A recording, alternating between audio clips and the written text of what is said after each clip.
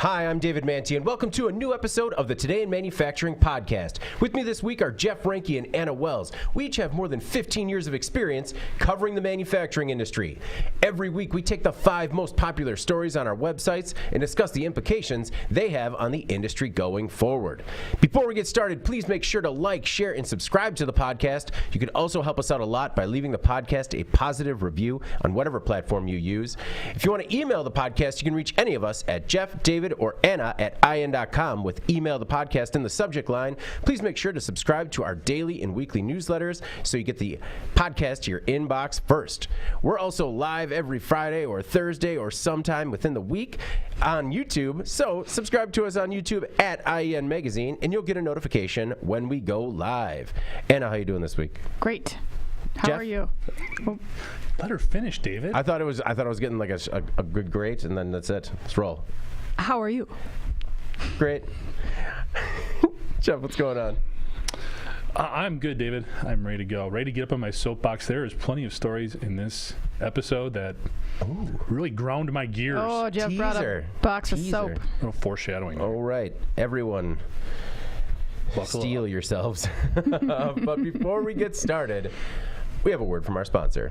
Oil Eater's household cleaners, industrial cleaners, and industrial equipment are specifically designed to replace dangerous solvents and are used throughout the world. Our safe water-based formula dissolves grease and grime for almost any surface and leaves a fresh, non-chemical scent. Our ultra-concentrated formulas are perfect for light, medium, or heavy cleaning and can be used on shop floors, in parts washers, to clean equipment, and more. VOC compliant, Oil Eater will do an excellent job in a multitude of applications, safely and cost effectively, while reducing your chemical usage. Safe for the user, safe for the surfaces being cleaned, and safe for the environment. For more information, visit oileater.com or call 800-528-0334.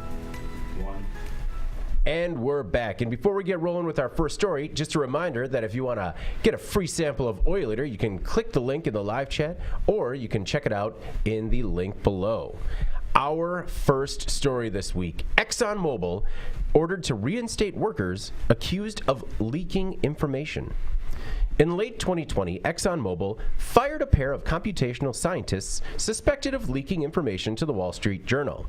Now, OSHA says the company's actions were illegal and ordered Exxon to reinstate the workers and pay them more than $800,000 in back wages, interest, and damages. The Wall Street Journal article says Exxon inflated production estimates and the value of oil and gas wells in the Texas Permian Basin.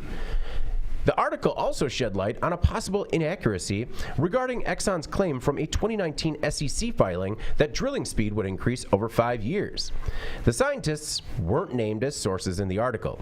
However, the OSHA whistleblower investigation found that Exxon knew one of the scientists was a relative of a source the Wall Street Journal article used.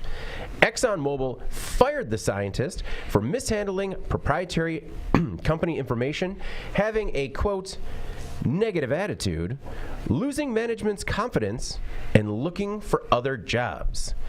Jeff, was this some sort of retribution or retaliation, or are they just looking to get rid of some bad apples? Wow, bad apples. Interesting, another great PR week, or not so much for Exxon. Last week we talked about them having, was it a $35 million basically fine, or having to pay some back wages to some folks based on an NLRB settlement. And now here we're talking about another $800,000 for back pay for some of these white collar workers that they wanted to get rid of. It's interesting when you look at the situation, because after this article came out in the Wall Street Journal, they did see a drop in about 5% off of their stock prices. So there was an immediate impact here. Again, kind of looking back, this is the start of 2021. There was a lot of economic uncertainty. Exxon was coming off a year when they saw profits cut in half. So you can understand why they may have been super guarded. I'm not justifying the fact that they were kind of going after these folks for expressing opinions, but when you look at it in the context of that timing, you can appreciate maybe some of the resistance to seeing those comments out there in and obviously the dramatic impact in affecting their stock price so quickly. So on HR Dive, they were actually able to get some comments from ExxonMobil. Casey Norton was quoted as saying, "As we have said, the claims about drilling rates are demonstratively false. The speed the employees claimed was impossible was not only possible, but we achieved that speed 3 years ahead of the plan they questioned. It turns out the employees were not qualified enough to offer an opinion, let alone make a credible complaint." So Exxon is doubling down on this. They're appealing this judgment, this ruling. So it'll be interesting to see how that plays out. The other thing that's come into play is with the SEC filing that resulted from this article as well. It's still sort of ongoing, but recently a private suit that was brought against some people at Exxon for potentially misleading stockholders was thrown out. So there is some momentum here in terms of Exxon being somewhat justified maybe in firing these people for cause, at least on paper. You could see that they could validate the fact that these folks made some false claims, funneled that into a public forum that impacted the overall performance of the company from a financial perspective. So they do have some legs to this. That said, it's a terrible look going after these folks like this. And if you're like going this way, do you really want to come back? I mean, are you just looking for the money? No, that is my exact point in this whole thing. And I actually had some of the same quotes pulled out, because what happens when employees are ordered reinstated? Like, not only it's like, oh man, you're going to get your job back, and then you see this comment from an Exxon spokesperson that basically says, oh, you were too dumb to even say anything correctly anyways. The door is clearly not open for you. You know, like you're not coming back with open arms. I'm just curious. I was trying to look into it a little bit more, and I didn't see a lot out there, but Anna, it has to be a difficult situation when the company is ordered to bring you back in and you are clearly not wanted anymore. Well, it's also hard to know, though, at the local level how this played out versus a corporate entity like picking these people out and deciding that they need to go. But anyway, I can't speak to that, I guess. I would say, to Jeff's point, you can see how it was not a good situation for Exxon and how they wanted to fire these employees. I think their cause felt a little bit gray.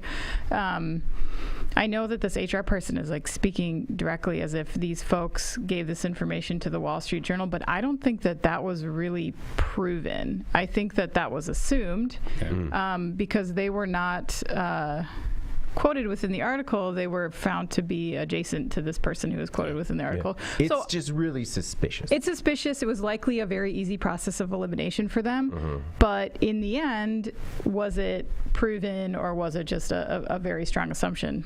I don't know. As for the, so I think the one computational scientist was fired for leaking the information. The other one, they said, for negative attitude, looking for other jobs. That seems like a reasonable, he obviously doesn't want to be here anyways. So I feel like we both got what we wanted here. Yeah, but I mean, like, how lame is this as a defense? Losing the confidence of company management. That is like the most generic, like... Oh, no, that's a day one, like, HR thing that they put on a form. Like, when you lose management's confidence, that's like a fireable offense. Okay, but would you want me on this podcast if I came out publicly and said, we really don't know what we're talking about? I don't know why people would want to listen to this. We're not really sure on what we're doing. Because that's essentially what this guy said. Jeff, you lose my confidence on a daily basis. I've never, ever once. Gloves are off. I was going to offer it in a hypothetical sense, Jeff. Here's what I think. I think that a lot of these companies have operated so long under this at-will, right-to-work environment, these laws that protect them in many cases from, for firing people for whatever they want, right? There are a lot of exceptions to those laws that I think the companies know about and the employees don't. And so it leads these companies to roll the dice on some of this stuff when maybe they don't have the legal backing to do so. And when you're Exxon and you have deep pockets and you have a strong legal team, I can see why people get fired unjustly and then don't do anything about it, and Exxon gets away with it. In this case, that's not what happened. In this case, the Justice Department pursued some charges here. But if it's just some person, maybe they're thinking, I can't afford to go up against Exxon. I don't know what happens next. They can fire me for any reason, I think, because I think that's what people think about these laws, right? So to me, it was sort of like a little shady if you look at the reasoning. And, obviously they were protected by this whistleblower thing. I don't know. It wasn't the whistleblower thing that really protected them, because I thought the same thing. I thought that, they were essentially fired with cause. But it goes to this, like, Sarbanes-Oxley Act. Oh, right. That's where they were kind of protected, which was passed in 2002 as a means of improving auditing and public disclosures in response to several accounting scandals that happened in the early 2000s, like Enron. Okay, so that makes even more sense then, and justifies, I think, my point, which is that they do not have evidence that these people made those statements, because they would be protected under the whistleblower component of the defense of those right-to-work laws. True. So, and if that was not brought up, this other defense was used, then I don't know. I don't think that they were justly fired. But I get it. I mean, do you want that job back? Probably not, but I would take that $400,000 or whatever. Right, the back pay, absolutely. Yeah. I mean, it should have been up to them if they wanted to leave versus being fired. I get that dynamic, but the other part of it is these individuals haven't said they didn't offer this information. That isn't really what's in question here. It's more of, did Exxon have the right to fire them based on their belief that they submitted this information? Right, and they don't. Okay, that's one thing, but again, I don't know. I mean, I can appreciate where Exxon is coming from. Not that I think it was a good tactic or a best practice.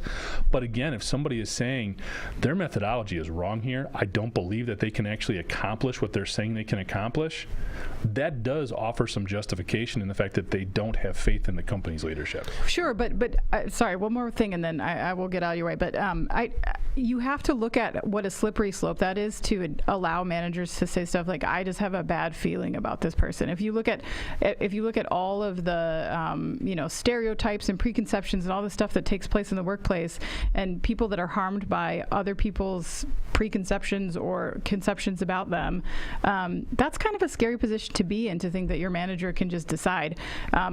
I don't have confidence in you. How do you put any structure around that? The difference is having that as an internal conversation versus going to the Wall Street Journal. But they don't have proof. But they don't have proof that they did that. Yeah, I think, Anna, this is actually an example of something that happens every day. I know. People are fired for that every day. Right. And I get that. And people don't go back in and try to, they don't understand what is exempt of them if they're being harassed or if they're being, picked on for their gender or race or age or whatever. I mean, that stuff is protected under even right to work state laws. Yeah. But it's so nebulous that it's really hard for people to, with this stuff, you get away with this stuff, and then it's hard to push back on it. Well, I think people do push back on it. It's just not something that makes the news cycle, because it happens people are fired without cause every day. They pursue, trying to figure out whether or not they should get paid for unemployment. They do, file against the company to try and get money back or feel that they were wrongfully terminated. It's just not something that we hear about every day. This we heard about because it's Exxon. It's $800,000. This happens every day where people contest their firing. They get $2,500 or something maybe, and the company is likely still happy to have them gone. This is also different because it did have an impact financially. True, yeah. When the SEC starts launching an investigation, that puts it in a different perspective as well. And that's where the whistleblower part comes in. Yeah. All right. Our next most popular story. Amazon shuts down autonomous delivery robots. Scout is out. Amazon is killing its autonomous delivery robot pilot program. The idea was that these small six-wheel robots would autonomously drive to homes and let customers retrieve packages from its secured compartment. The company plans to keep a small team working on delivery robots, but Scout's dead, and the 400 people who are working on the project will be offered jobs elsewhere within Amazon. The company started out with 6 Scout robots that were making deliveries Monday through Friday during daylight hours in Washington State. And the company is going to maintain a small team that is still going to work on these autonomous delivery robots. Jeff, are you sorry to see Scout go? No, but I bet you are. I'm This not. is part of the robotic overlord infrastructure that you are depending on to like bring you your lunch or your whatever subsistence they're going to allow for you on a daily basis. Yeah. Scott was David's best friend. I mean, I like the idea, actually, and we'll get into it more. I like the idea of delivery drones more. Scout logistically just doesn't work because they only want to deliver, and I know it's only for the test, but they only want to deliver during daylight hours, and you need to be there to retrieve the package from Scout, and that just doesn't work. Not always. Am I understanding this right? That essentially they would have like a garage for all of these Scout vehicles? Like is a that the right warehouse. term? They would be deployed from a warehouse. So, but it would have to be relatively close because it's not like you can't go across the highway with these things or anything. So you'd have to have like a hub relatively close to like the final destinations because they go like 6 miles an hour or something on the sidewalk. Yeah. This just seems the infrastructure that this was proposing to use just seems so challenging from a logistical perspective. I just don't know. I understand that this was supposed to be a thing that led to the thing, but it definitely did not because I don't understand how the logistics of this were going to advance to a point where it would work on a greater scale, I guess. So. I see how companies are trying to get more and more regional warehouse hubs, and so I understand the idea of like a small hub with, maybe the top 1,000 popular items in that area, and these scouts could just go into the hub, be autonomously loaded and deployed. I understand the idea behind it. I just think logistically this doesn't work that way, and which was proven. Basically they said we got a lot of feedback from people and we're gonna kill it. Anna, your thoughts on Scout? I mean, I think that it's not necessarily dead. I mean, I think they're doing the right thing. I think they're abandoning the test part of it. They're keeping some designers on probably to go back to the drawing board and continue to look at how to make this work over time. I don't think that's the worst thing. Tech companies tend to try to shove things down our throats sometimes before we're ready. I know we talked earlier about the Meta VR headset that they're trying to promote for business applications, and there aren't really any business applications for it. And some things the public, consumers, are just not ready for. They're just not interested in. And I think you guys raised a few points about why not with this particular robot. It's not that convenient. It doesn't come to your door. It doesn't come to your door when you're not home, which I think is like the only way that I would survive getting packages delivered is not having to meet them somewhere. It just doesn't necessarily makes sense right now. I think there's other issues too that Amazon's encountered in terms of like privacy and people maybe not being fans of these little robots driving through their communities with cameras on the top. We've seen Amazon get completely blasted for sharing footage from Ring doorbells before. I don't think this is that different in terms of what kind of footage it can capture. And we know that Amazon is open to doing that, and that's really rubbed the public the wrong way in many cases. So I don't know. I mean, right now, too, these being unmanned ground level devices, and they're not everywhere, so people aren't used to them. They're probably getting beat up a little bit. I'm guessing they're more subject to theft, to damage, to. No, they were where they were deployed. They were accompanied by. They basically had for the test. For the test, Yeah. but yes, in reality, is my point. Like, gotcha. I can't imagine that. So Amazon says that they have measures in place to prevent that. Yeah, they can't even get people to return the rental bikes. I know people won't even put a shopping cart back. Like, you think that a kid on a bike isn't going to kick this thing over? I think they need to come up with something that's a little bit more realistic. And of course, there's a big demand in this last mile thing. Last mile is the most expensive, the most time consuming, the most challenging from a routing perspective for these companies. If they could take the humans out of it, that takes a lot of cost out of it for them, but we're just not there yet. Another part of this is that Amazon is actually starting to wind down experimental projects because sales are slowing and they're kind of pulling back a little bit. The project ended because it wasn't meeting customer needs. And my thought was, most of the time, this is how R&D ends. The idea just doesn't work out. There's no thing after this thing. It dies.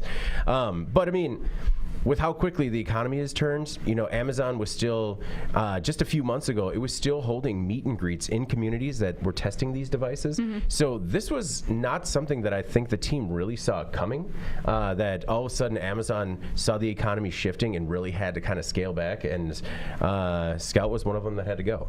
How do you guys feel about drone deliveries? Because drone deliveries, unlike Scout, that's where the drone flies over and just drops it via parachute in your backyard. How do you feel about that? I just saw this really interesting news story a few weeks back about a drone food delivery in Australia that went horribly awry, and the drone, I think, hit a power line and just incinerated. But not before dropping the food to the ground where when they found it, it was still hot. Oh, that's good. So don't worry about it. Someone got the Vegemite. Yep. Well, we've seen this down at the University of Wisconsin, right? A lot of those like they look like this. The wheeled autonomous Little robots squares, for food delivery. That seems to work down there. I haven't seen a ton of them lately, but from time to time, definitely see them cruising around. Yeah, food delivery makes more sense to me though, because that's something where you want it now, you're willing to meet it at the door. You know, whereas where I think of how I use Amazon, I order it and I know it's going to show up at some point and I'll just retrieve it at my leisure. Yeah. So food service, I definitely see it. Yeah, the drone, I don't know. There's something that makes me uneasy about that. I can't even pinpoint why. It's just something about a drone dropping something in my front yard. I don't know. That's a definite, I think, more of a mental sort of paradigm shift that you'd have to get used to. Yeah. And if it started working and everybody started doing it, maybe you start feeling more comfortable. On the onset, that's tough for me personally, to be an early adopter for. So. Yeah, it makes sense to me if it's delivering medicine, medical supplies, stuff like that. Emergency stuff. Yeah, but I don't. Yeah, I just ordered, like 100 LR44 little coin cell batteries, and I just, I don't need those right now. Could you imagine? Well, because it was like it cost the same to buy 100 of them as it did 6. So I'm like, all right, we're gonna power all the laser pointers. Now, the other thing that I can appreciate with like a lot of this last mile focus is the fact that they're trying to reduce emissions and things like that. And you can definitely see starting and stopping a van, all of that. Yeah, that's wear and tear. That's real cost. That's environmental elements. So, in that vein, I would try to get used to something like that, but yeah, still a little creepy. Get out of here, you creepy little scout. All right. Our next most popular story. Rancher gets 11 years in ghost cattle scheme. Cody Allen Easterday, the ghost cattle rancher, was sentenced to more than 10 years in prison for defrauding Tyson Foods and another unnamed company. Easterday signed a deal with the companies to raise cattle on their behalf. He was paid to raise more than 265,000 cattle over 5 years, but the cattle never existed. Instead, the ghost cattle rancher used the proceeds to cover some $200 million in losses from commodities trading. The 51-year-old pleaded guilty to wire fraud last spring and agreed to pay more than $244 million in restitution. Anna, we've covered the ghost cattle rancher before. Mm-hmm. Were you surprised to see that he's going away for more than a decade? I don't know about the sentence. That's tough. That's a really long sentence, but at the same time, like, what he did was pretty egregious and prolonged. So obviously there was a chance for him to turn things around, and he didn't. To buy cows at any point? At any point, buy the cows. 5-year process? Buy the cows. Yeah. And you almost feel bad for this bonehead for like a hot second when you think about, like, so he spent pretty much all of his money on covering for bad trades that he had made in the commodities market, which is like, dude, you didn't even get like a Ferrari out of this or anything, like a European river cruise. It said like other personal expenses. So you think that he at least like bought a fur coat or something? Maybe like a Hyundai, not that I would do that, but no, he probably bought like an F-150. He's a rancher. I mean, really nice one. Yeah, but it's like they don't make the headlines until it's a Lambo. We're just like, what is this dude doing driving up to the cattle ranch in a Lambo? Yeah. Maybe give him some credit as opposed to some of these other people that have been in these like fraud schemes where he didn't do something so obvious and egregious that brought more attention to himself. So maybe that helped him stick around, keep doing this for too long. I guess, but I don't feel like it was on purpose. Do you think like when Tyson called to like check in on the cattle, he would just hold the phone outside and he had one of those cans that made the mooing sound and he'd just tip it over like, they're happy out there. That's them. Yeah. Yep. Thanks You're for the looking for cows. I got them. Well, gotta go. So I know you mentioned some implications in the food market, and it's like it's difficult to see how this probably impacted pricing for for consumers when there's this massive fraud going on. This should never have happened. Tyson is a victim in this case, obviously, but at the same time, I take a little bit of issue with Tyson. Well, because they didn't send somebody In general. They didn't have some sort of what is it, like an adjuster, like an auditor that came up and just like, hey, could you go out there, see if they're real? Right, how it was handled, and then you wonder if it happened in this case, how widespread is this practice of just sort of like letting things run on their own, self-policing? Yeah, we trust you, like the honor system about these cows, and then if they never show up, we'll figure it out in 5 to 6 years' time. Like, that's pretty bad. And I'd like to add too that Tyson has been involved in a lot of litigation in the last few years. They were accused of price fixing a few times.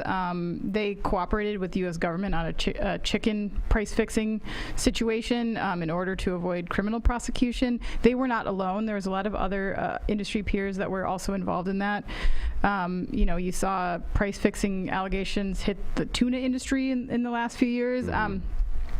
Some of their executives actually got jail time. So anyway, we're going to talk a little bit more about this, I think, a little bit later. We have a story about Smithfield that we'll get to, but you have all these companies in the meat industry who say that they can't afford to profitably operate when they're handed down these types of regulations that are made in defense of maybe animal welfare, chickens that have room to move, pigs that have room to move.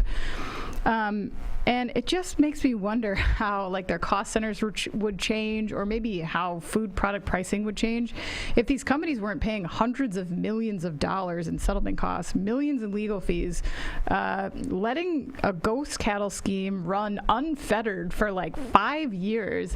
That is a lot of wasted money that could be spent on their actual operations. And then meanwhile, we have these companies that are like, we can't afford to pay our workers more. We can't afford to, operate a farm that makes it at least not a miserable life for this animal that we're going to slaughter. Mm-hmm. I would like to see the money there, not just wrapped up in all this. I almost used the word embroiled. Embroiled? Because I feel like that's a... Oh, yeah.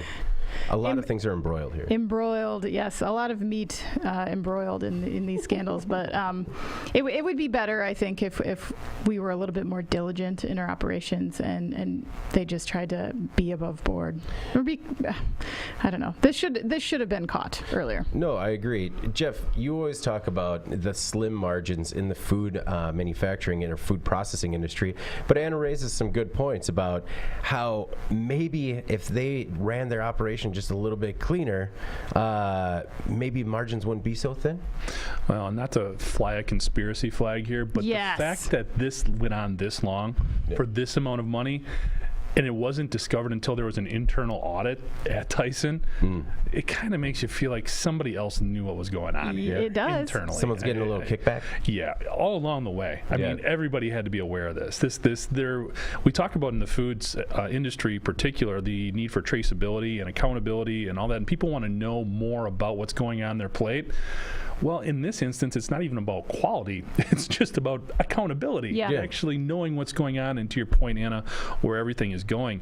I think part of the reasons that this could have been overlooked internally by Tyson, not to justify or give him an out in any way, shape, or form, but this is a big operation. Yeah. Easter Day Ranches and Farms, this is a $250 million company, over 150 employees, 22,000 acres of farmland.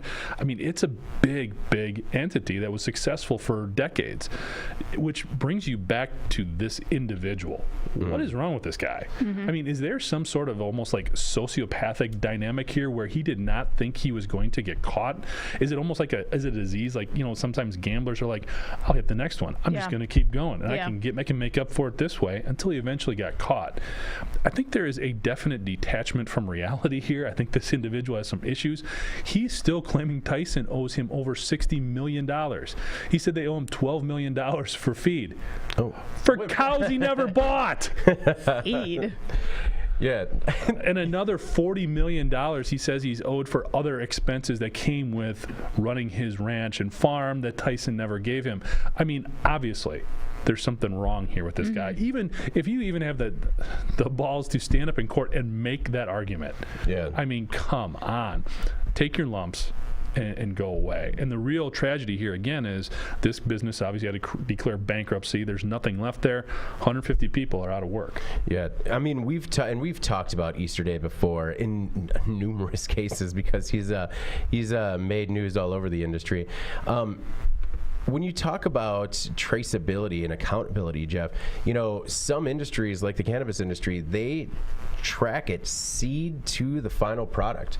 I mean, are we going to get to a point where, let's use the cattle industry, for example, where every animal is chipped and you can trace the entire life of that product from the animal's treatment on the farm to your plate? It's being done already. Yeah. In a lot of places that is being done already. But what it really comes down to in the food industry is unique because you do have entities like the FDA who have a lot of regulations and a lot of oversight and are involved very thoroughly. But we've also run stories about how they don't have enough inspectors to get around looking at everything. So a lot of it comes down to, and if you talk to any food processors, a lot of the more stricter auditing or compliance issues come from their suppliers. So in this instance, Tyson would be anticipated that Tyson would have more potential oversight with dealing with this ranch and this farm than any FDA or government inspector would be. And I think that's good and bad. It's good because there is another level of accountability, but it's bad because if that company like Tyson decides that they're just going to trust this guy, then all that accountability goes out the window. Yeah. And again, if he was losing $200 million on commodities, he probably wasn't investing in traceability software that he should have been. Well, and there's a lot we don't know. We don't know if he had, such a good track record with those companies that maybe at this point, maybe they had a relationship where they didn't feel like they needed to. Anna, you had mentioned the incredible disruption to the food supply chain. And also, this case, when it first was uncovered, it hasn't stopped him from trying to succeed or try other scams. We covered on the podcast, I believe, when he bought that Lost Valley Farm in Boardman, Oregon for $66.7 million in 2019. It was that dairy farm that was supposed to be huge in the state. It was, tens of millions, $100 million facility, or could have been a $100 million facility with hundreds of jobs. And it just never panned out. And there was all that, and as a result, he wound up suing the previous owners. There were fights with the local government. He just also seems like a very litigious man to me. Where, I mean, I get it. You got to kind of fight back when people are coming at you, but at some point when you're never the problem, when it's always somebody else's fault, you got to kind of look in the mirror. And he's going to have 11 years to do that. I don't know. And Jeff, to your point, I can't tell if he's a bad actor or just someone who got lost in the hustle. He's a bad actor. I mean, if it wasn't the dollar amount, I could see how he's like, all right, I just got to cover these commodities losses, and then, I only need 265,000 cattle, so if I just buy 5,000 a month, maybe he could get back in it. I don't know. He had to lie to himself for 10 years. I mean, come on. Yeah. You're just that was a good disappointed dad voice right there. Yep. Mm-hmm. Not mad. Yeah. Cody, Jeff's just disappointed. I am highly disappointed. All right. Our next most popular story, the Smithfield story Anna was talking about. Activists acquitted in Smithfield pig scandal. Heist. It was a heist, not a scandal. Lost a word there. Yeah, it was also a scandal. It was a heist and a scandal. In 2017, two members of the Direct Action Everywhere animal rights group were investigating pig living conditions at Circle 4 Farms, a Utah-based factory farm that's owned by Smithfield Foods. While on site, Wayne Shun and Paul Picklesheimer witnessed two newborn piglets that they determined to be sick and dangerously underweight. They took the piglets, brought them into veterinary care, and transferred them to an animal sanctuary. When the incident was discovered, the two men were charged with felony burglary and theft and were facing up to 5.5 years in prison, pending the results of their trial. Well, a jury has unanimously agreed that the two men should be acquitted for their actions. Legal experts say this could lay the groundwork for a legal, quote, right to rescue. DXE was at the facility to see if Smithfield had stopped using highly criticized gestation crates that were too small for pregnant pigs to turn around in. The activists say that they not only found these gestation crates, but also saw dead and sick piglets. The verdict was surprising because it took place in a region that relies heavily on corporations like Smithfield for jobs. Lily and Lizzie, the piglets that were rescued, are alive and well and living at the same animal sanctuary where they were originally sent after the ordeal. Anna, I know that this was your story this week. What were your thoughts on how all of this kind of shook out regarding a right to rescue? Yeah, the story caught my attention because there's a lot of details that were very insane and interesting that we weren't even able to include in the story because there's just so much there. I think one of the most interesting aspects was that nearly everyone, including the defendants, thought that this was going to go the other way. Smithfield probably felt that this was an absolute lock. You can see why they would think that. Their property was taken. Yeah. And you know, one of the reasons too that they thought that everyone thought this would go the other way was that certain parts of the trial slanted heavily in favor of the prosecution. The case was criticized by legal scholars as being unconstitutional, politically motivated. The trial had to be moved from the county where it took place to a neighboring county after the activists were facing threats of violence from authorities, intimidation from authorities. It prompted a civil rights lawsuit.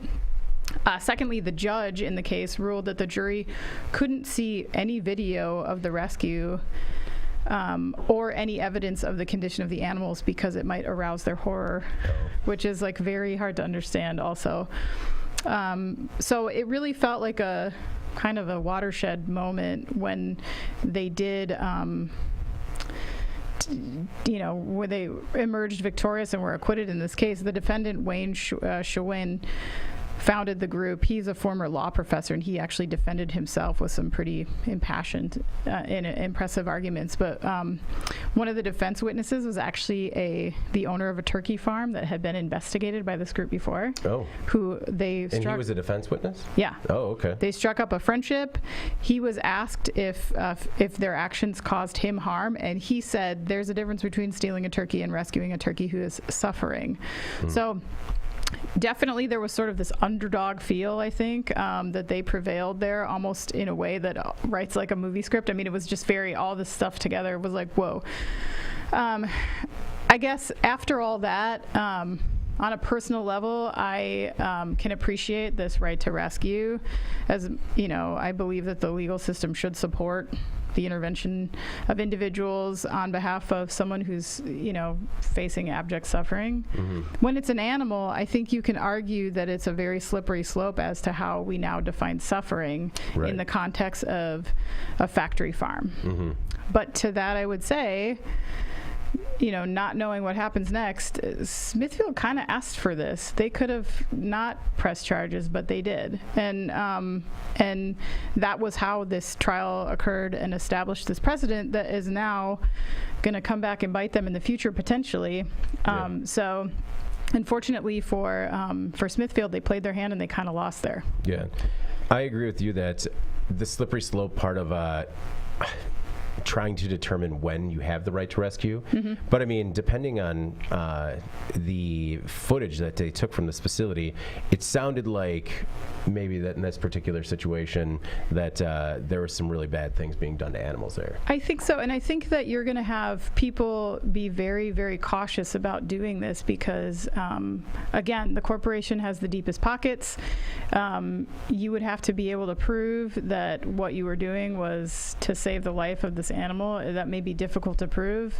And so if you don't want to go up against this corporation again in a legal system where you're the underdog, it could easily go the other way next time. I don't know. I don't know that it's going to cause like this groundswell of this situation occurring any more than it already does, right? Yeah.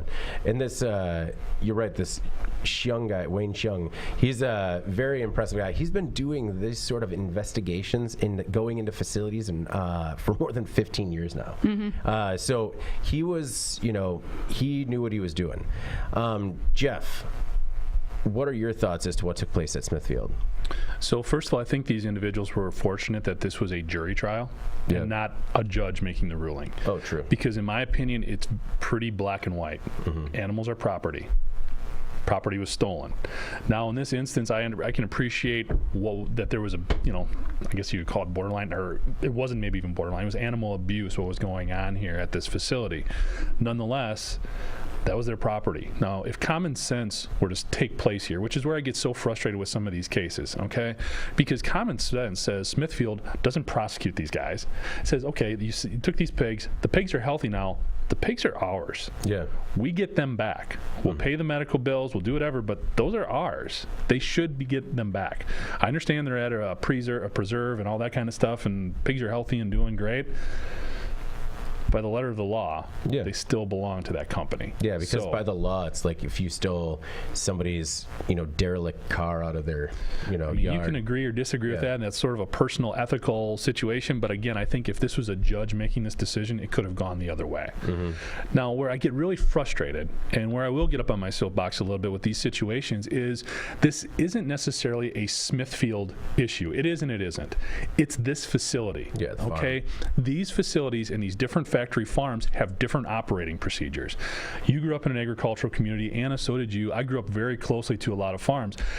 If you actually care about your farm as a business, you don't treat these animals as just another piece of equipment. Mm-hmm. Yes, they're there for a reason. Mm-hmm. Okay, they have an end game. There is a purpose that you are raising these animals. But during that time, you take care of them. Mm-hmm. These gestational crates that they're talking about in this facility, they're not allowed. They're not legal in any developed country in the world, except some states here in the U.S. Yeah. There is so much that has come along in terms of positive progress in our food processing industry. So many good things that have happened, but we've got some people who cling to these old school ways of doing things, and they need to adapt and move on. Yeah. This isn't acceptable anymore. People their eyes are opened.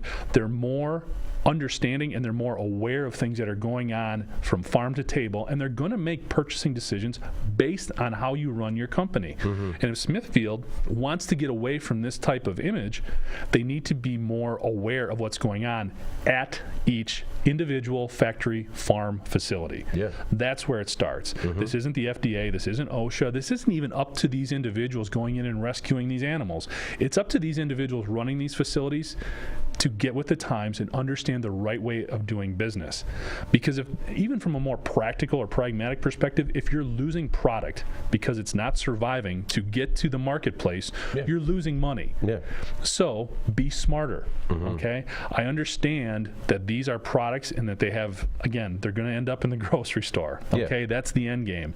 But the process of getting them there, you can be a lot smarter, a lot more efficient, and you can do things the right way without losing money. Yeah. And that's what's just so frustrating here, because then the whole industry gets lumped together with people doing things the wrong way, and that is not fair. Yeah.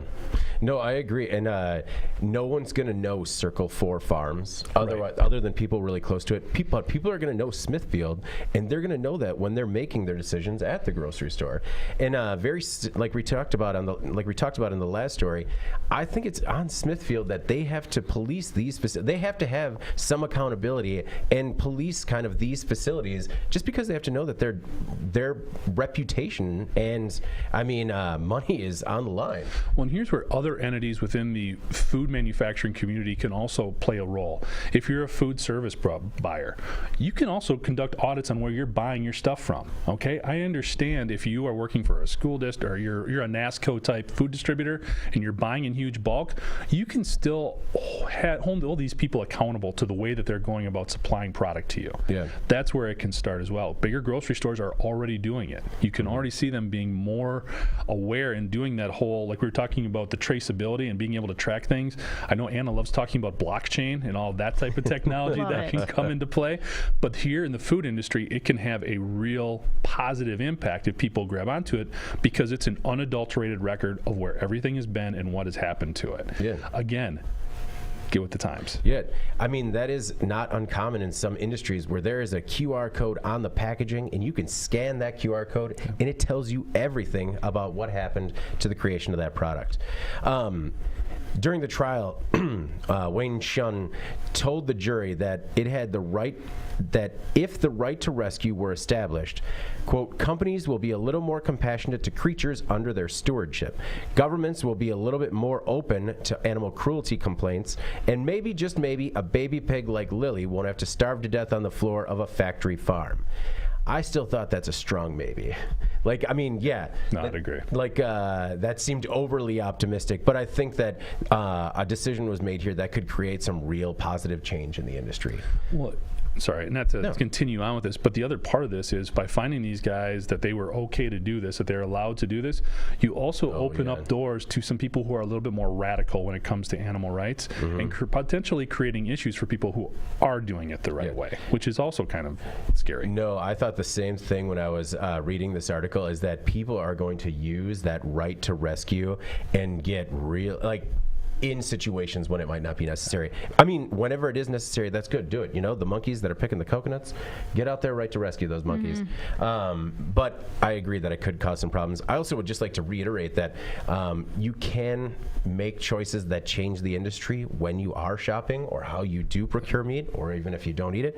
You know, I have said it multiple times on this podcast where I have relationships with the specific farms where our food comes from. Not all of it. You know, sometimes I buy, you know, a frozen pizza with meat on it, and I don't know how that came to, you know, how that was created. But, you know, when I buy like an entire cow or pig or a lot of chickens at the time, and I know the farms they're coming from, and they're doing it right, and that is an option for people. It takes a little bit more doing, but, you know, I feel better about it. Yeah.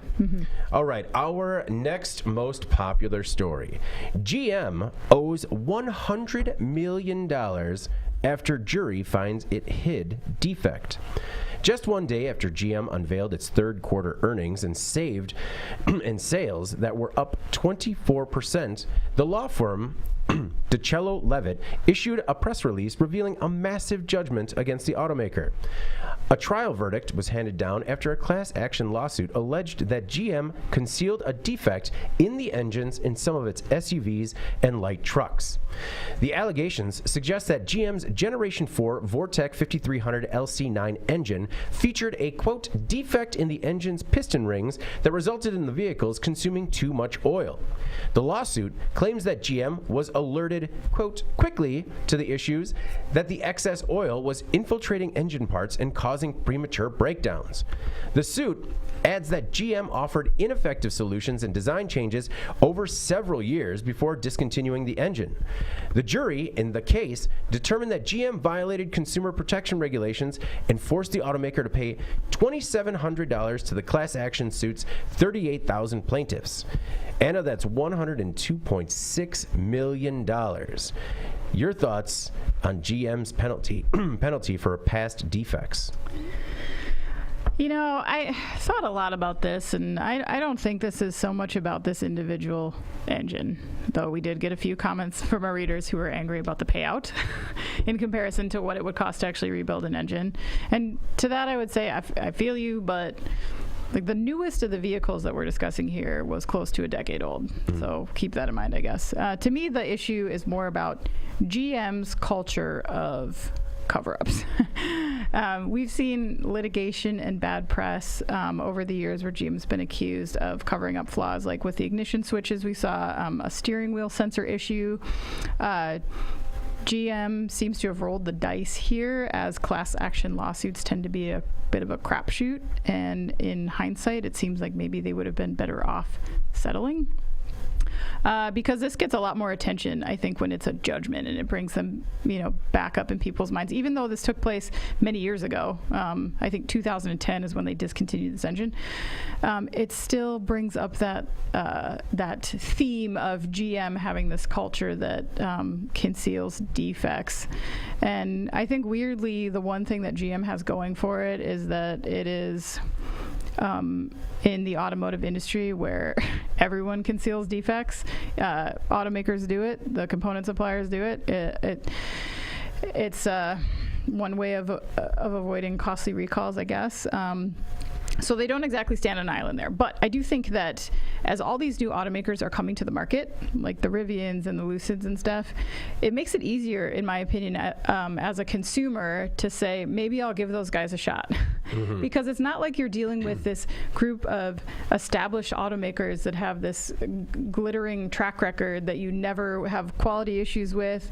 It just almost breaks the veneer of this established automaker thing and makes you think like, you know, maybe these new ones are worth a shot. I don't know. It's not like you know what you're going to get when you deal with a GM, or to me it makes them look corrupt. It does not instill confidence that these legacy automakers are any better than anybody else. Even these new kids on the block, why not give them a chance if this is what you're going to get from a GM? No, agreed. I mean, and I don't know if you mentioned VW, but the same thing, where that stain of the emissions scandal. For so long they did that, and you just see that they assume that they can try to write it out and avoid the tremendous recall costs, but in the end it's worse. No, it's and I know that you're talking about 10-year-old, what is it, a Chevy Avalanche, Silverado 1500, Suburban, GMC Sierra, and the GMC Yukon XL. But still, I mean, we've all had to have our cars into the shop, over the last couple of months, and $2,700 is not going to go a long way to do not these anything. days. That's true. So I don't know. That's one thing that I always think about is you see $100+ million settlement, and Jeff, really what it comes down to is not a lot of money for the people who kind of suffered as a result of this defect. Yeah, just to put it in perspective, $2,700. If we're looking at a Suburban, say around 2012, because I think actually they discontinued this in 2014 model year, whatever, this engine.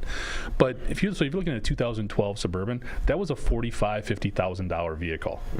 That could very much still be in use right now. Oh, yeah. And when you look at a lot of these types of vehicles potentially being used as work trucks, and all of a sudden you got engine problems coming way prematurely, that's a huge deal. And what really, again, gets me mad with this one is, where's the NHTSA in this? Why aren't they involved here? Why does it take a jury in a federal court to make headlines about this? This is ridiculous. This is something that they knew about from day one almost with this engine. For 4 years it went on. Now you've got the proof that they actually were hiding this defect. You give these people, 38,000 people in this class action suit, they sold more Suburbans and Silverado 1500s in one model year than that. Give me a break. I mean, this is just the definition of no teeth. And GM is going to look at this, they'll take their lump, they'll have to deal with a bad headline for a couple of weeks. Now, to Anna's point, you would hope the consumer out there is going to look at this and make some different decisions based on sort of a flawed operational tactic that GM took. But you know what? Silverado is the second leading vehicle in sales for like the last 2 or 3 years. Yeah. I mean, it's not happening maybe at the rate you would want potentially, or at least want so that General Motors changes the way that they're doing things. This settlement isn't going to do it until there's something more that actually forces their hand a little bit. And it's not just General Motors, it's all of these companies.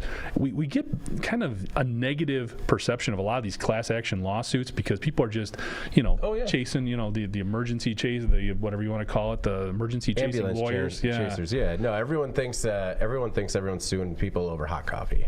Right. Yeah. And you get in a situation like this, if this didn't happen, there would be no accountability for GM here. Now, I realize we're going back 8 years, but again, if you were somebody who bought a Silverado, who bought a Yukon for business purposes, and you get stuck with this, I'd be really pissed off. And that $2,700 does nothing for me. No, also, not just business purposes, like a vehicle purchase is a huge investment for pretty much 98% of families in the United States. Right. And if you buy a lemon, that can have very severe consequences on your quality of life. GM said in a statement that it did not believe the verdict was supported by the evidence and plans to appeal.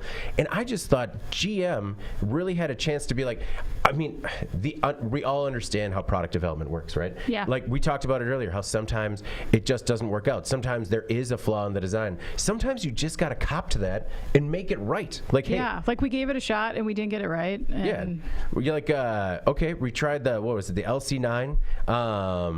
It turned out to be a lemon. We tried to make it right by everyone that had one, and we've moved on from that. But instead, we get them saying like, no, this wasn't the right verdict. We're going to fight it. We're not wrong. And I think their reputation suffers as a result. Well, especially when there's a part of this, and this is from Auto Evolution's website, where in 2010, they told their dealers that to help remedy this situation, to clean the pistons. Yeah.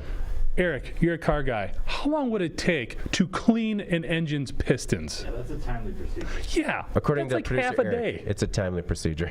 I mean, that's 2010. They knew something was wrong. Again, I don't know. This is a head shaker for me. It's Well, this is also something that maybe initially they thought they could kick the can and find a fix that was maybe a little beyond cleaning the pistons, but at some point they just got to realize, like, all right, we've got to do something about this. yeah. So to your points then, and maybe this is in contrast to what I was trying to say before, but if Silverado and Sierra and stuff, Yukons are still selling like crazy, did this in any way impact those brands? Because it sounds like it didn't. No, because I think there is when things like this happen, they do a good job of blaming the engine and not the brand. Yeah, I'd agree. They can say, that was 8 years ago. We switched. We don't use that engine anymore, and people just, they're over it. No, part of the responsibility and commitment that we have to the Silverado brand is that we're always going to do right by our customers and give them the best engine possible. That's why we cleaned house, got the LC9 out of here, and we got a brand new Chevy Silverado out there for you for the low price of, like, I don't know, $250,000. All right. Well, before we move on to, in case you missed it, the stories that maybe weren't as popular on our websites but still stand to make a big impact on the industry going forward, we have another word from our sponsor. Oil Eater's household cleaners, industrial cleaners, and industrial equipment are specifically designed to replace dangerous solvents and are used throughout the world. Our safe water-based formula dissolves grease and grime for almost any surface and leaves a fresh, non-chemical scent. Our ultra-concentrated formulas are perfect for light, medium, or heavy cleaning and can be used on shop floors, in parts washers, to clean equipment, and more. VOC compliant, Oil Eater will do an excellent job in a multitude of applications, safely and cost effectively, while reducing your chemical usage. Safe for the user, safe for the surfaces being cleaned, and safe for the environment. For more information, visit oileater.com or call 800-528-0334. And we're back. And so is Oil Eater. Oil Eater's back too, and you can get a free sample if you click the link below in the live chat or in the below the post here. We'll make sure to have that posted in the post. Could I say post one more time? Also, thanks to Jesse and Seth and Mark for hanging out in that live chat. I like the chatter. We like the chatter. All right. In case you missed it, the stories, maybe not so popular, but Anna, what do you have for us this week? All right, so the story I selected this week was, I just could not leave it out of the podcast after how much we've talked about this specific issue before, but the Insurance Institute for Highway Safety, or IIHS, just released the results of a study that it did on partially automated driving systems, and it surveyed users of those systems. And the results revealed that drivers were, as expected, more likely to engage in non-driving activities while using semi-autonomous features. So that includes like texting and eating. But they spoke specifically about certain types of semi-autonomous systems, including Tesla's Autopilot, and found that 42% of surveyed Autopilot users said that they were comfortable treating their vehicles as fully self-driving. Worse yet, 53% of Cadillac Super Cruise users said the same. So IIHS said that most of today's partially automated systems are offering things as basic as lane centering and adaptive cruise control. None of them are capable of replacing human drivers, as we know. Overall, the agency said that early adopters seem to have a poor understanding of the technology's limits, and they believe that system design and marketing are adding to these misconceptions. This is something that's important. Yeah, we've been talking about this a lot, right, with Autopilot. So that's why it's like the story obviously just really validates what we've been saying for a long time. These systems are kind of being mismarketed, and the way that they're being used is irresponsible, in my opinion. But secondly, I was very surprised to see Cadillac Super Cruise users are even more negligent than Autopilot users. That was really scary. We've talked a lot about the Autopilot name being a problem, and I do think that it is, but clearly the study suggests that it's much more than that. Yeah. I think GM is pretty freewheeling with its marketing of Super Cruise. It calls it, quote, the world's first true hands-free driving system for the freeway. Huh. Right. But what's strange is that the GM crash rate with its level 2 autonomous system is much lower than Tesla's. I wonder if that has to do with the differences in the system. So Autopilot requires you to keep a hand on the wheel, which is something we found pretty easy to trick. Bypass? Yeah, people have found ways to kind of cheat that system, whereas Super Cruise uses a system that tracks your eye movements to determine whether you're paying attention. So maybe that's the big difference. I don't know. But I thought it was interesting because obviously we've been seeing this already, but also just the fact that maybe the name, it's more than just this name. People have actual, there's misperceptions across these different brands, right? Yeah. But I don't know. Maybe the eye thing is what Tesla needs to do because Tesla's Autopilot vehicles are crashing at a much higher rate than Super Cruise. Is it because the Cadillac traditionally has an older customer? And you just think they're more responsible? No, aren't they? Well, because you said that more of them think that they have fully autonomous vehicles. Right, but they're crashing less. But that's true, yeah. I was. Because they don't understand the terminology? Yeah. I don't know. Not because they don't understand the terminology, but maybe I don't know who to put this on. Like maybe it's on the salesperson at some point that says like, yeah, no, Super Cruise, hands off. Well, I think part of it, regardless of how the salesperson is describing it or detailing it, the fact that they're talking about it probably helps. Remember, when you get a Tesla, it's delivered to your door. Or you go pick it up at a service center or whatever. Whereas, and I know you had a different experience, but when we got a new vehicle, like the salesperson went through all the features and all the different stuff that was on there. And I think just taking that due diligence can definitely present something like that type of feature in a much different light and understanding it better. Yeah. You need a dealership. I think so. In this instance, I think it's helping. Well, because we've talked about that previously, where if you don't have a dealership, like maybe, not like an online tutorial, but there needs to be something where somebody basically in person runs down the features and capabilities of your car as like maybe a second stopgap. Yeah, especially when it relates to safety like this one so does. Yeah. Did you see this come across the wire and just be like, yes, we knew it? I knew it. Vindicated. Oh, yeah. I did. I told Jeff about it right away. Look at these stats. Get this, Jeff. Oh, man. That's how I talk to Jeff. Get this, Jeff. You're right, Anna. You're right. Right? That was before the first cup of coffee, I guess. It was an early morning. Before she lost total confidence in everything I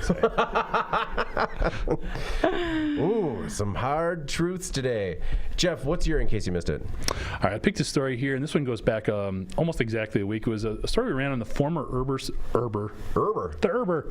the former Uber security chief being found guilty of data breach cover-up. So we're looking at a federal jury in San Francisco convicted Joseph Sullivan of obstructing justice and concealing knowledge that a federal felony had been committed. And basically this goes back to 2016 when basically Sullivan was contacted by a hacker basically saying that he had obtained a bunch of personal data of Uber drivers and users. We're talking about 57 million users and 600,000 driver's license numbers. So a ton of stuff that was hacked and obtained illegally. Basically, Sullivan didn't tell anybody. Didn't report it internally, so it could be reflected on SEC filings. We were just talking about that. Covered it up. Basically, paid the hackers $100,000 and told them to sign an NDA. Which hackers of course are going to sign an NDA and totally honor that. That should never be an issue. They signed their real names on it. Yeah, right. Yeah. I'm sure they were very creative with that. But eventually, obviously, this guy was found out and he's been convicted. He could face up to 8 years in jail. Where did he get the $100,000, Jeff? Petty cash. Yeah, just allocated that in some way, shape, or form. He was the Bitcoin. chief technology officer. Was it really? He did. Yes, he did pay in Bitcoin.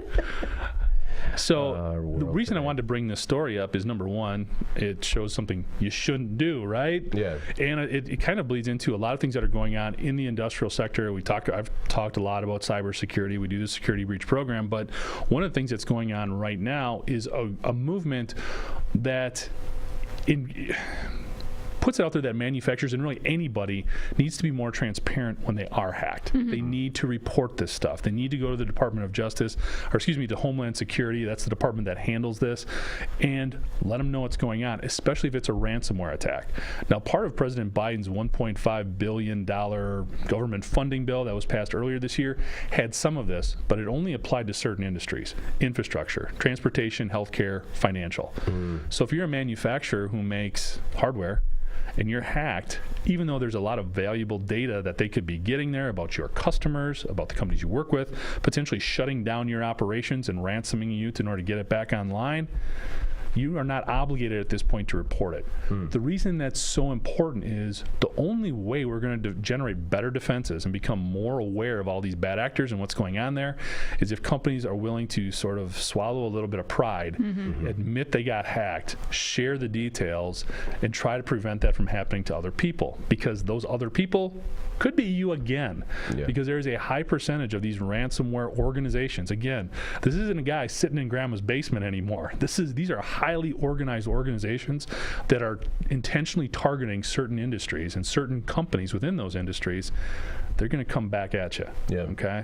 So what we really need is a greater movement and just a greater transparency when these things do happen. Yes, it's embarrassing. Yes, you don't want to put it out there because potentially if you are publicly traded, that could generate some concerns there. But for the betterment of not just industry specifically, but just culturally, the more information out there, the better, the smarter we can be in defending against these types of attacks. So it's unfortunate for this individual that he's looking at some serious jail time here, but I think there is a lesson learned that let's be forthcoming with this stuff. Is the system for reporting hacks, is it, I don't want to say anonymous, but can you do it with some sort of protection where you're just reporting it to DHS and they kind of don't let it out that it happened? Not if you want any assistance. I mean, if you want any help in dealing with the hacker, because to say after the fact, yes, there is some benefit there, but really to get anything out of it, they need to know, well, how did they get in there? Who are you? What were your vulnerabilities? What's your type of business? Yeah, it wouldn't be that you're anonymous, but that there's some sort of privacy. That everything is shared with the with DHS, but to kind of keep that from leaking out into the press. I mean, that's a fair concern. I don't know what safeguards are in place right now. I mean, when it comes to that Colonial Pipeline hack, we all knew what was going on there, and we all knew how it was resolved. So, again, bringing these guys, shining some light on what they're doing can have a lot of positive impacts. Well, I think that, if they could shine a light on what's happening and then maybe skirt some of, what shareholders are going to think, what people think of your brand. If you can do it with some relative anonymity to the general public, that people would be more willing to come forward. I don't know. And especially in the industrial sector, it's so weird. I was looking at some research. Something like 70% of people in the industrial sector are confident in their cyber defense. 75% claim that they have had a security issue. Well, how does that work? Okay. Well, they learned a lot from that security issue, Jeff. Learned everything they needed to know, I guess. Anna, what were your thoughts on the data breach at Uber? I don't know, just sad to me that this guy felt the need to fall on his sword and protect this multi-million-dollar publicly traded company from embarrassment or whatever. Or maybe he felt personally that it was his responsibility. He didn't want anyone to know. But that's Uber was going through a lot back then. They were embarrassed constantly. But I don't know. It's just sad that he's going to take this jail time potentially for this when he should have just come out with it to begin with. That's not fair. All right, in case you missed it this week, Rivian recalling nearly all of its vehicles over a loose fastener. Oh, and John's watching us live. John, how you doing? He says, IEN on a Thursday? I'm all about it. Yeah. Me too, John. Friday's going to be an easy one. Back to Rivian. As if Rivian didn't have enough problems. Now, more quality issues. The electric truck and SUV maker is recalling nearly every vehicle it has delivered to customers. And why? To tighten a loose fastener. The fastener connecting the vehicle's front upper control arm and steering knuckle may not be torqued enough. It sounds simple, but it could affect drivers' ability to steer. It causes excessive noise, vibration, or harshness from the front suspension, or it could change a steering performance or feel. The Rivian CEO, RJ Scaringe, said to call the company immediately if you're experiencing any of these things. The recall affects about 13,000 vehicles, which I thought was interesting because I guess I didn't realize Rivian had 13,000 vehicles out there yet. There have only been 7 reports of problems, but no injuries, and the fix will only take up a few minutes, and the company expects to have everything fixed in about 30 days. I chose the story because it's a relatively normal hiccup for a startup. Just a problem with components that wasn't torqued enough. Again, someone in the assembly line is just really getting an earful right now. Like, you didn't turn the wrench enough? No, or, obviously there's way more specific tools that are automated to do this process, so something wasn't calibrated right. But unlike losing $1.2 billion in tax breaks last week, relatively not bad. Right. And it's just Rivian is having a real rough go lately, and I just couldn't imagine that this came up and they're like, really? A fastener? Yeah. Done by a nut. Jeff, what were your thoughts on Rivian's recall of its entire fleet?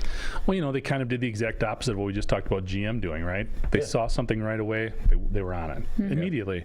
And I think this is sort of a short-term, long-term type of situation. Short-term, yeah, it sucks because you're finally getting things ramped up and going. And now you've got this recall of, like you said, almost every vehicle that they had out there. So, but long-term, this demonstrates to your customers the sense of reliability, quality, dedicated to putting out the right type of product for them, and that you're there for them. And it's not just once it's off the lot, it's your responsibility. So I think, again, tough period here for Rivian right now. Long term, I actually think this helps them a lot. Yeah, it's honestly, it is, GM was seeing the same thing with it was 3 times the amount of vehicles, and I bet that the fact that it was the engine had to play into it. Whoa, it's just a fastener? Yeah, get those in here. Get those in there and get it fixed up. Anna, your thoughts on the Rivian story? I think we should do a collection of all of the improperly or counterfeit fasteners, improperly torqued or counterfeit fasteners that we have seen take down really, really big operations. Oh, yeah. Just to be driving that point home that this tiny little thing can cause such a catastrophe. I'm really rooting for Rivian, so I agree with Jeff. Typically with a startup, you see this stuff. Tesla's had quality problems for how many years that they're just kind of now climbing out of. So it's normal situation, and the early adopters should kind of expect this stuff. But hopefully they'll just shake it off and move on. No, I agree with you that we constantly see these stories where it's like, man, it was a single a single fastener, a single screw, a bad relay or solid state relay.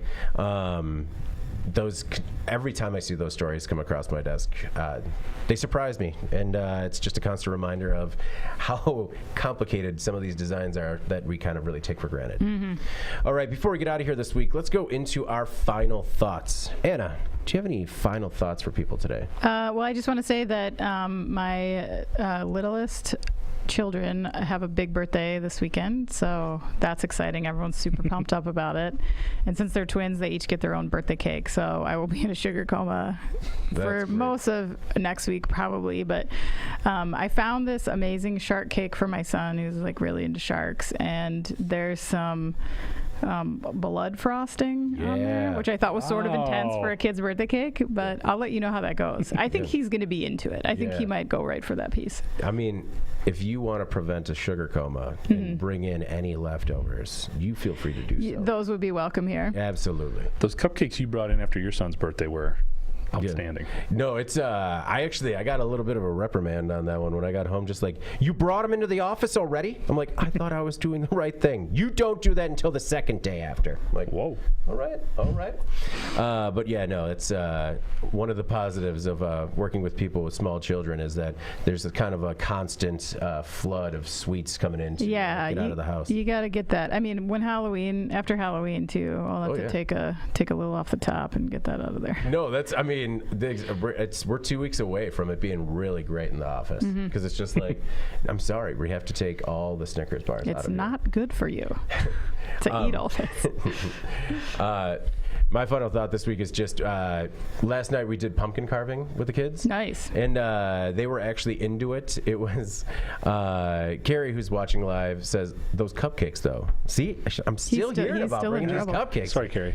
My goodness. I will stop at the store and get us another 2 dozen, which is a normal amount for 4 people.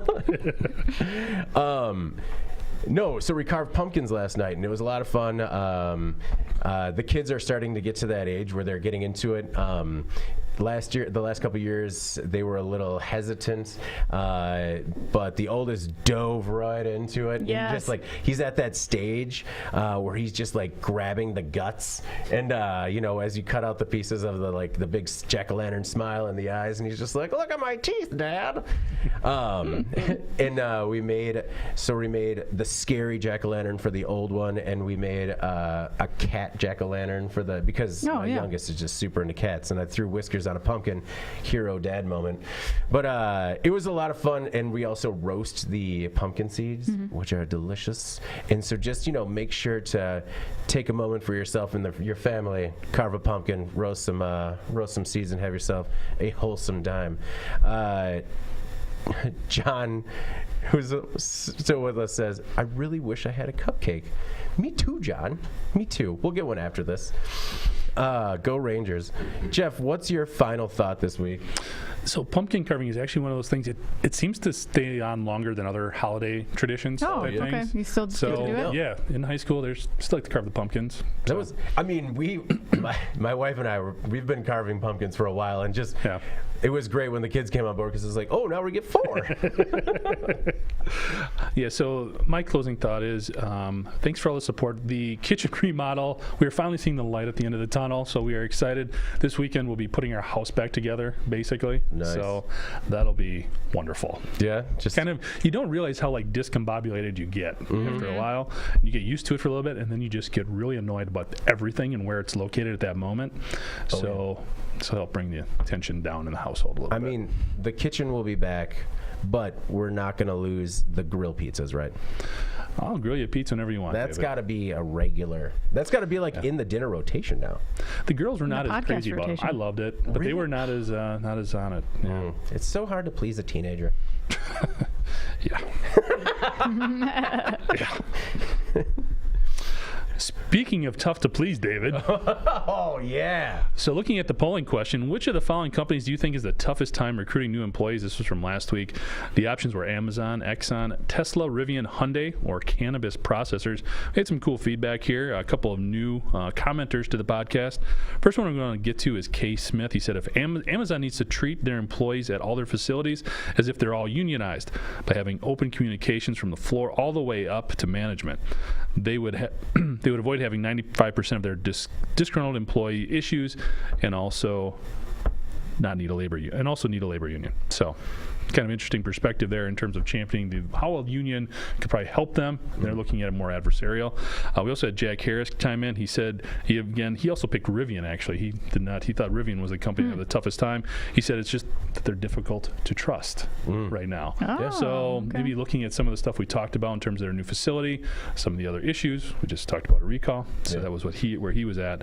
Overall, the winner of the polling question though was Amazon. That definitely got the most people saying that would be the most difficult one to try to recruit new employees to.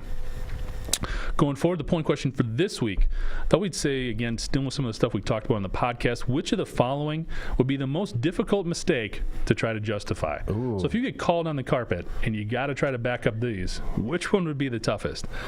So firing whistleblowers and being forced to pay $800,000 in lost wages, funneling millions of dollars into a failed robotics program, paying over $240 million to support production of a product that never existed. So if you're that guy in the accounting purchasing for Tyson, why do we buy $240 million and support cows that never existed? The guy cutting the checks. That'd be a tough one.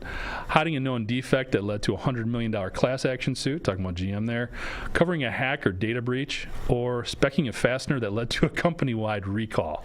So take a look at those, see which one you think might be the toughest. Hopefully you cannot speak from experience. Right, like this. I like this polling question because it's who gets fired first. Yeah. You get caught, man, because some of these you can get around it a little bit, but that guy at Rivian with the torque spec, that could be tough. That wouldn't. Oh man, it has got to be. That could be just really interesting if we ever got any insight into that other side of the story, like what happens internally. No one would ever share that unless that person was somewhat disgruntled after they were maybe reassigned, let's say. No, good question. And I wasn't surprised that Amazon took the top there, just because they talk about, needing hundreds of thousands of employees over the next couple of years, and that they just might not be there. And I mean, cannabis processors in general, there's a demand to get into that industry. There was one comment that said he didn't want to sell weed for a living. He didn't want to sell weed for a living. So that's fair. That's fair. We're not asking him to sell it. We're asking him to grind it and roll it. There you go. All right. Well, before we get out of here, please make sure to like, share, and subscribe to the podcast. You could also help us out a lot by leaving the podcast a positive review on whatever platform you use, or just hitting the like button if you're with us live on YouTube. If you want to email the podcast, you can reach any of us at Jeff, David, and Anna, or Anna at IEN.com with email the podcast in the subject line. You can also subscribe to our daily and weekly newsletters and make sure you get the podcast delivered to your inbox first. Not going to get through the close today, guys. We're never leaving. Let's just start from the beginning. Let's start over. All right. For Jeff and Anna, I'm David Manti. This is the Today in Manufacturing podcast, and we'll see you next week.